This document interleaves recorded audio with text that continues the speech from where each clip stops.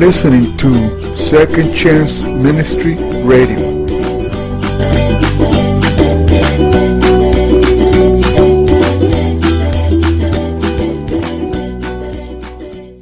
To follow is today's message by Pastor Randy Snyder.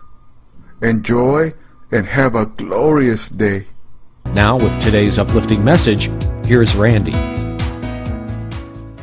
What I'd like to do is do a little verse-by-verse study, just very briefly.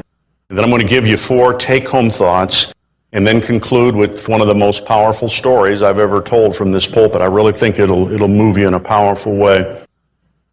Let's bring up verse 2. A man was there by the name of Zacchaeus. He was a chief tax collector and was wealthy. It's the only place in the Gospels where a person is identified as a chief tax collector. Remember, tax collectors were hated because they were appointed by the Roman government. They were considered traitors. And believe this or not, a tax collector had the authority and he had the Roman army to back him up to come into your house, look you over and look at what you own and say, okay, here's your tax. He just arbitrarily picked them out. Can you imagine?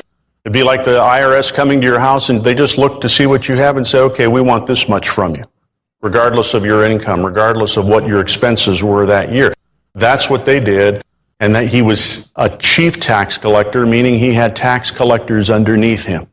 He was very wealthy, but he was also very hated.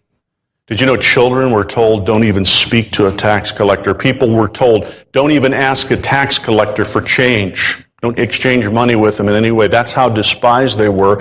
And my theory is this, the tax collectors, the only friends they had were other tax collectors. I think it was a very lonely position.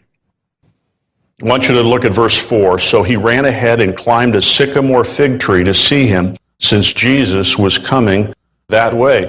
Isn't it interesting? He's so short, there's a big crowd. The only way he knew he could see was to be a little resourceful to climb up a tree, and even children know this part of the story, that he climbed up the tree to see Jesus. Let's bring up the next verse. When Jesus reached the spot, he looked up at him and said, Zacchaeus, come down immediately. I must stay at your house today.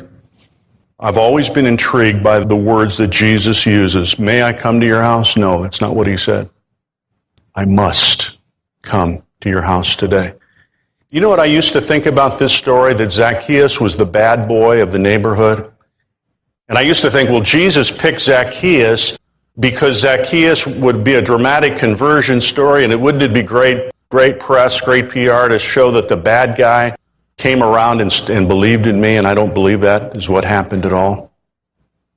You know why Jesus went and pointed to him and said, I must come to your house today?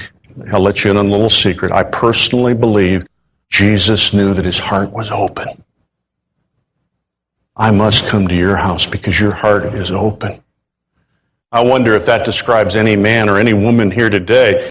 Jesus is interested in coming to your house, a visitation upon your home, because he knows that in your spirit you are open to the Lord in a way that you have never been open before. Let me tell you when it takes place. There's an openness of people's spirits to the Lord when there's a tragedy.